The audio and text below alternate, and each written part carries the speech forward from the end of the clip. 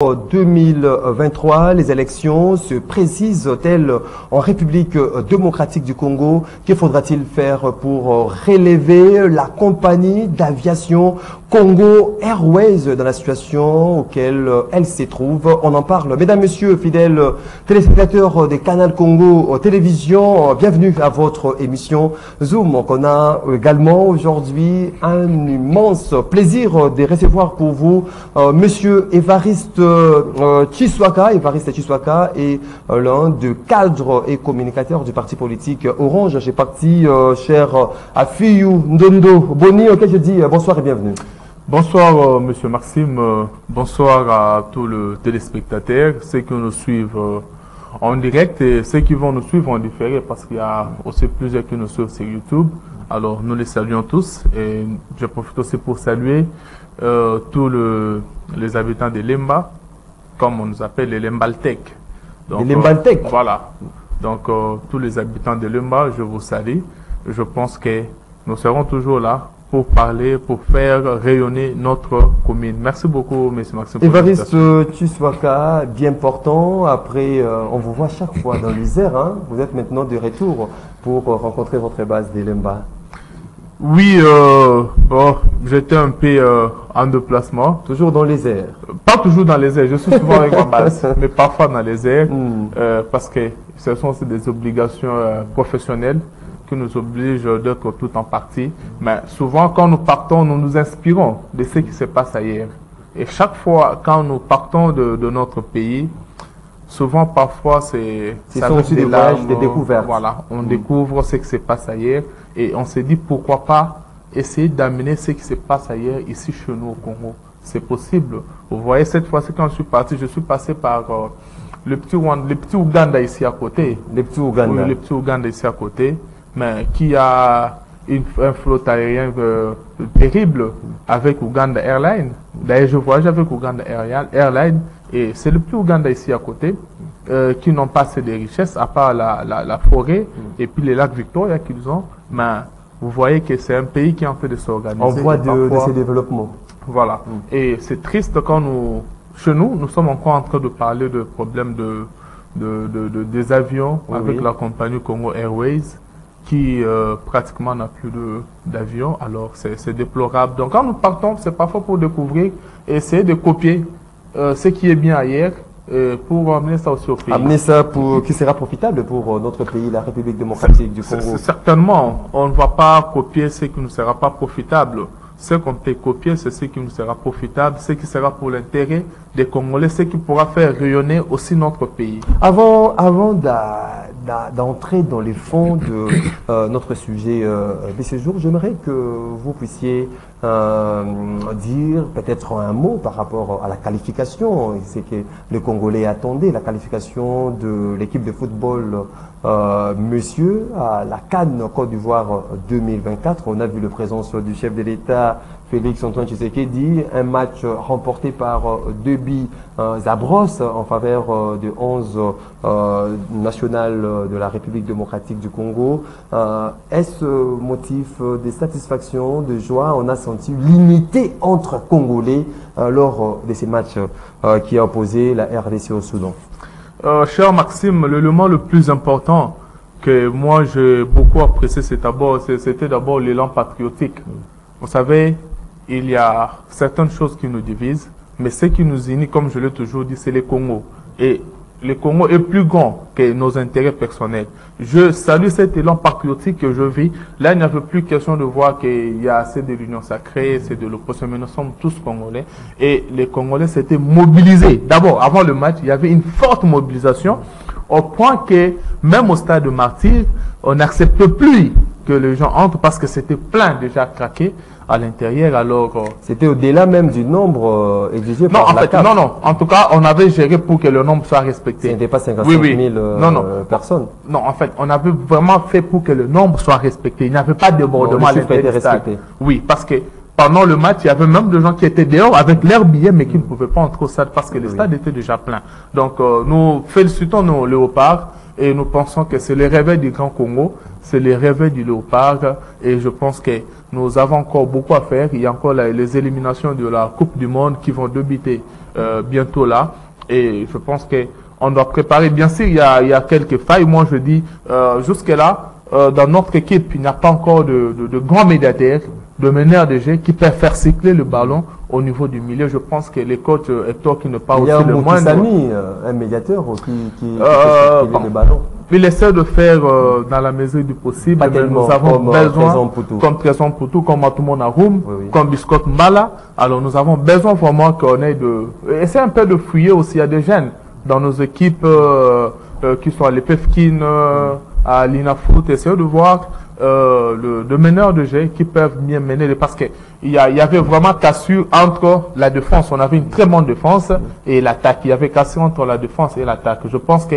prochainement, ce sont de choses que le préparateur, le coach va essayer d'améliorer. Aujourd'hui, on ne va pas parler de Monsieur Moron Djamé. On ne va pas parler de ces bisous présidentiels. On ne va pas évoquer cette partie captivante vous savez, de cette rencontre. Le président Félix, c'est un homme vrai. Il est vrai, il est lui. Il est naturel. Donc, il n'est pas mécanique. C'est pas aujourd'hui Évariste Tshisekedi, au lieu de toucher même à sa copine par la main, c'est un problème. Sa femme. Ouais. Sa femme par le bas, ça sera tout un problème. Que je salue d'ailleurs. Je salue mon Aujourd'hui, il y a beaucoup plus des hommes politiques. Moi, je suis politique, je ne peux pas faire ça. Et je pense que le président, c'est le plus grand politicien d'ailleurs, c'est le numéro 1 de nous tous. Et il nous a prêché par le modèle. Vous savez, il faut faire la différence entre la famille, la politique, la profession. Donc, il faut faire la différence. Donc, il faut, d'abord, pour être un bon politicien, un bon dirigeant, il faut d'abord être un bon père de famille. Parce que la nation a pour cellule de base, d'abord, le foyer, la famille. Papa, maman, les enfants. Si tu n'es pas déjà un bon père, c'est difficile que tu sois un bon président de la République. Si tu n'es pas mesé de diriger ta propre famille, qui est une république à minuscule, comment tu vas diriger un si grand pays? Parlons cette fois-ci politique, Évariste Tshisekedi. Après les dépôts des candidatures à la législative nationale, provinciale et élections municipales, en fait, la CENI a donné les go depuis ce week-end pour les dépôts de la candidature à la présidentielle de la République. 3 candidats étaient déjà le premier à déposer leur dossier au niveau de BRTC de la CENI. Il s'agit de Augustin Matata Pogno, Constant Moutamba et Rex Kazadi de la diaspora. Pouvons-nous dire, avec les dépôts déjà de ces 3 candidats à la présidentielle, que les élections de décembre se précisent davantage?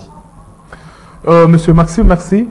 Je crois que je serai beaucoup plus respectueux pour répondre à ta question, mais si tu peux me permettre de parler d'un sujet qui est aussi très important, donc pas un sujet, un élément qui était très important, et je pense que ça va essayer aussi d'éclairer la lanterne publique et puis l'opinion sur ce qui se passe. Je voulais revenir ici au cas d'enlèvement et au cas de ces assassins qu'on avait arrêtés ici, qui ont été jugés et qui ont été mis dans la prison.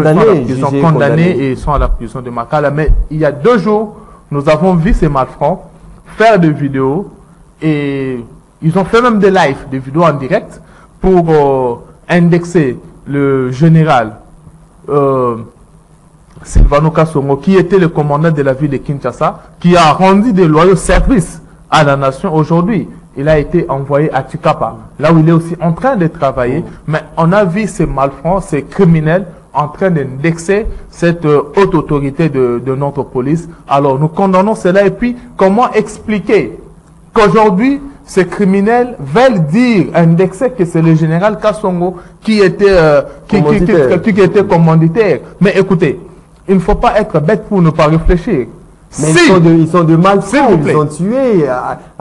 Tu pourras donner crédit à mais il y a des gens qui donnent crédit à cela et qui veulent dire, essayer de discréditer la loyauté du général Kasongo, Sylvano. Écoutez, qui a arrêté ces malfrats? c'est le général Kassongo. Et si il ne voulait pas que ces gens aillent devant la justice, il avait toutes les possibilités de le faire échapper. Mais il l'a pas fait et il le fera pendant qu'ils sont condamnés par la justice. Non. Alors, si j'appelle tous les Congolais de ne pas donner... C'est une façon de créer aussi diversion, voilà, diversion, de distraire le Congolais. On est focalisé à beaucoup de choses aujourd'hui, élections, et puis il y a la situation à l'est de notre pays. Oui, il ne faut pas il ne faut pas écouter ces bandits, il ne faut pas écouter ces criminels. Ce qu'ils sont en train de faire, ils sont en train de vouloir salir le général Kassongo qui a rendu des loyaux services. Salir les autorités. Voilà, salir les autorités, salir aussi le président de la République pour dire que la justice est instrumentalisée. Alors ça, nous n'allons pas accepter. Tous ceux qui pensent que c'est peut-être un moyen pour essayer de ne pas faire aimer le général auprès du président de la République, je pense que en tout cas, c'est un coup raté et personne ne va croire à ces insanités-là. Oui, en revenant à notre mouton, voilà. Sur cette question des élections en République démocratique du Congo avec le GO qui a été lancé par la CENI, des dépôts, des dossiers à la présidentielle. Voilà, par rapport à cette question, je voulais ici dire que nous autres, nous avons cru depuis le début que les élections étaient bel et bien possibles. Nous avons cru à ce que disait la CENI. La CENI est en train de préparer, il a donné un calendrier. Et aujourd'hui, voir ces calendriers être respectés, il y a même de ceux qui ne croyaient pas. Par exemple, Matata Pono, avec les autres qui ne croyaient pas, qui étaient toutefois en train de condamner, en train d'en pleine revendication. Mais aujourd'hui, le fait que nous voyons ces hommes prendre leur candidature, aller déposer à la CENI, c'est-à-dire ils sont partants pour le processus. Et là, nous invitons les autres, ceux qui restent, ceux qui ne sont pas encore, ceux qui ne veulent pas encore s'aligner, que peut-être ça serait trop tard. Il y a certains qui sont en train de regretter déjà aujourd'hui le fait qu'ils n'ont pas déposé les candidatures au niveau de la députation nationale, ils n'ont pas encore déposé les candidatures au niveau de la députation provinciale, mais ils veulent maintenant déposer, ils sont prêts pour aller déposer la candidature au niveau présidentiel. Mais écoutez, vous serez président de la République sans député, mais ce n'est pas sérieux. Donc, félicitations à la CENI pour le respect du calendrier. Le calendrier est en train d'être respecté. Est-ce qu'il faut croire? Il faut croire déjà à la tenue des élections. Écoutez. Vous savez, par rapport à l'organisation des élections, par rapport au calendrier de la CENI, il y a déjà plusieurs étapes qui ont été déjà franchies. Et ce qui reste, je pense que ce qui reste maintenant, c'est peut-être la campagne électorale et puis l'organisation du scrutin. Et par rapport à l'organisation du scrutin pour le 20 décembre, peut-être c'est le moyen technique, le déploiement de matériel. Et ceux qui ne croient pas sont en train d'être surpris. Il y a plusieurs qui ne croyaient pas qu'il y aurait élection au mois de décembre. Mais là, il y a maintenant plusieurs pièces à conviction qui prouvent que certainement au mois de décembre, il y aura élection. Nous croyons qu'il y aura élection et nous nous préparons pour les élections. Est-ce qu'il y a, parce qu'il y a de gens qui se précipitent pour déposer leur dossier à la présidentielle de 2023, selon vous, est-ce que ce n'est pas par sentiment, parfois dilettant, que certains politiques s'amusent pour déposer leur candidature, ou bien il y a un profil bien défini que vous aimeriez, par exemple, voir celui-ci ou celle-là déposer sa candidature à la présidentielle? Merci, cher. Tout le monde est obligé de déposer sa candidature à la présidentielle. Ce n'est pas tout le monde, mais d'abord, c'est un droit. Tout Congolais qui se sent capable et se dit, bon, moi, je peux diriger ce pays, il peut toutefois déposer sa candidature. Quand on se sent capable de diriger, quand on pense qu'on est compétent et qu'on peut avoir une légitimité, on n'a qu'à tenter la chance. Mais seulement, il y a des candidatures fantaisistes, s'il faut. Quelqu'un qui n'a pas de notoriété, quelqu'un qui, peut-être même le Congolais de chez moi ici, au Kassai oriental, ne les connaissent pas. Congolais lambda. Voilà, ne les connaissent pas, mais ils osent quand même. Bon, courage, parce que parfois dans la vie, mieux vaut essayer que ne jamais essayer. Donc, courage, et je pense que par rapport, si on doit prendre les choses au sérieux, je ne pense pas que, sérieusement, il y aurait plus de 3 candidats à ces élections. Mais si nous Mais en on aurons... aura 20, On aura 20, mais c'est comme d'habitude, vous savez. président de la République. En 2006, c'était la même chose. Il y avait plus Reste de 20. Kazadi qui Voilà. revient de l'Europe, qui dépose son dossier à la présidentielle. Vous savez, chacun, il y a des candidats, même en déposant ces dossiers, le même connaît déjà qu'il ne sera jamais élu. Il n'aura même pas 0,01%. Là, il essaie. Mais certainement, il a de motivation où il sait l'objectif qu'il est en train de poursuivre. Alors, chacun est libre d'aller comme il veut. À chaque Mais fois- seulement, oui, oui. À chaque fois, je me pose mille et une questions. Mais Moron Djambé, où est parti Andeka Djambadjan. Hein, où est parti Andeka hein, Moron Djambé, où est parti Andeka Mais- Est-ce qu'on va avoir aussi, lors de la publication, ces candidats qui vont obtenir des 0,001? Est-ce que c'est justement pour se dire que non, moi aussi, j'ai osé en fait de postuler à la présidentielle, mais ce n'est pas pour que, comme vous avez parlé, certains critères, notamment s'agissant de la notoriété, est-ce que ces candidats ont cette notoriété? Est-ce qu'ils ont une pignon dans la société? C'est ça aussi le problème qui se pose aujourd'hui. Bon, je l'ai dit, ce sont des candidatures, on peut dire fantaisistes, parce que certainement, il y a de gens qui sont un peu plus audacieux, et peut-être pour se faire voir, parce que moi, je me dis, écoutez, avec les 100 000 dollars, je crois que c'est 100 000 encore cette année pour la Ils n'ont pas réduit cette caution Certainement, ça doit être 100 000 dollars, mais je ne sais pas si c'est... entre 50 ou 100 000 dollars. Oui, je ne sais pas du tout. Mais écoutez, quelqu'un qui sait qu'il ne sera même pas élu par 50, qui ne sera pas voté par 100 personnes, mais il accepte de prendre 100 000 dollars pour aller déposer comme caution non remboursable à la CENI pour juste une aventure, je pense que ce monsieur-là ne même pas de son pays, ne même pas le Congo. Parce que écoutez, avec ces 50 000 dollars, tu sais, il peut financer combien de projets de jeunes s'il aime ce pays. Avec ces 50 000 dollars, il peut démarrer un grand projet agricole ici à Menkao qui peut nourrir la population et donner du travail aux paisibles citoyens. Mais il s'est vendu quand même de prendre 5 000 dollars. Ce sont des gens que moi je trouve très peu sérieux pour... c'est-à-dire ce sont des personnes qui n'ont même pas la vision de vouloir aider le pays, travailler pour le pays. Un petit calcul que j'avais fait. Vous savez, nous avons plus de... Je rentre à la députation nationale, nous avons plus de 23 000 candidats. 23 000 candidats à la Plus de députation 23 000 candidats nationale pour 500 500 sièges. Alors, imaginez qu'il y aura 21 La 000... CENI, c'est fait l'argent. Hein. Donc, il y a 23 600 quelques candidats. Donc, il y aura 23 100 perdants.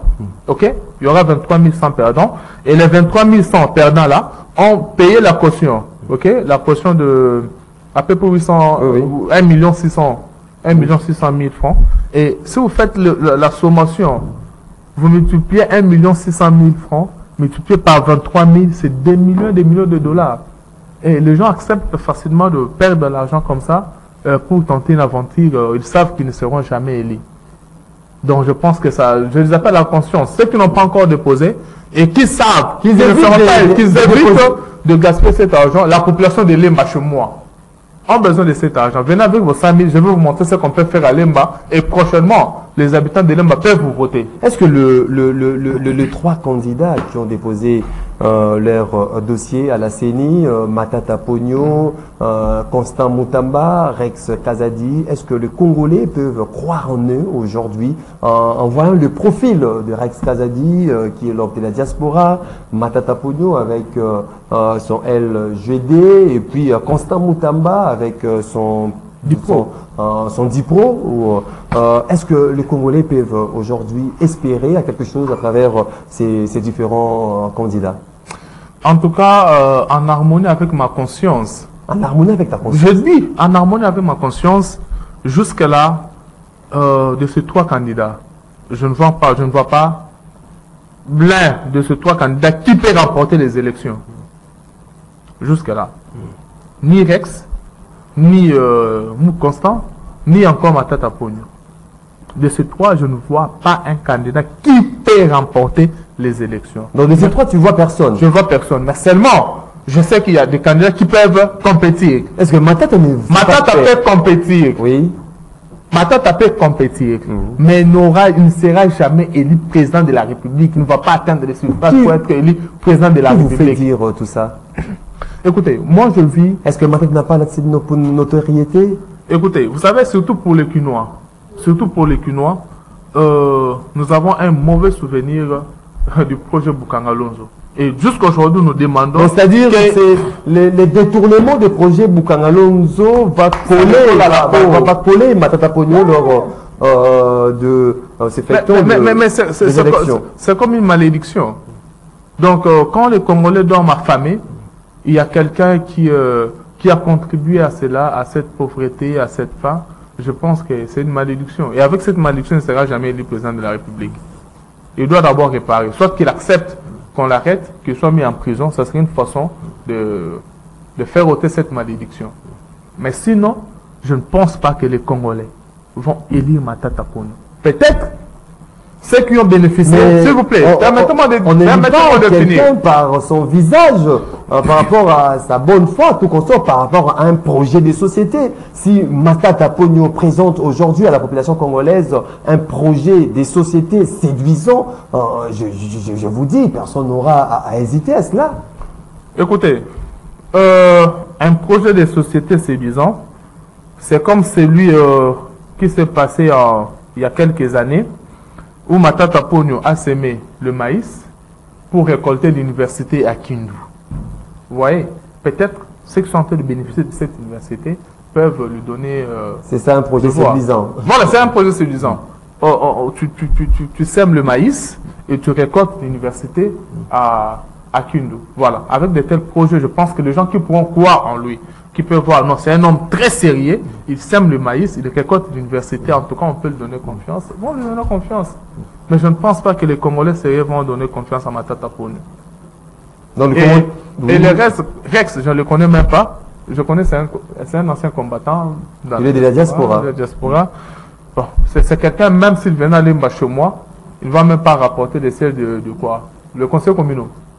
Il ne sera même pas élu comme conseiller communal, donc je ne vois pas encore juste un candidat qui peut faire face surtout à notre candidat, qui peut faire face à notre candidat, le chef de l'État, Félix Antoine Tshisekedi Tshilombo. Jusque-là, de ce trois-là, il n'y a personne qui représente rien. Aujourd'hui, vous avez pair de candidats, par exemple Martin Fayoulou, Chadari, qui aujourd'hui demandent à ce que le fichier électoral soit audité. Il y a une frange de l'opposition qui appelle le gouvernement à se mettre autour d'une même table pour parler Congo, pour parler élections, afin que les élections de décembre soient des élections crédibles, transparentes et apaisées. Est-ce que de la façon dont la CENI est en train d'organiser ces différentes opérations, est-ce que ça rassure les Congolais des élections crédibles, transparentes et apaisées?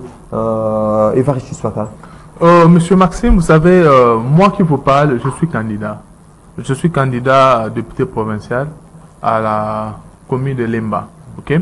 Alors, vous savez, la crédibilité et la transparence des élections, ça va en notre avantage. Okay? Nous tous, nous avons besoin des élections crédibles, transparentes. Pourquoi? Parce que qui sera bénéficiaire de ces élections non transparentes et non crédibles? Vous voyez? Donc, nous tous, nous avons besoin de cette crédibilité. Donc, la CENI est en train de travailler et nous sommes en train de bien regarder ce que fait la CENI pour que la transparence et la crédibilité soient là. Et ceux qui ne croient pas encore, vous savez,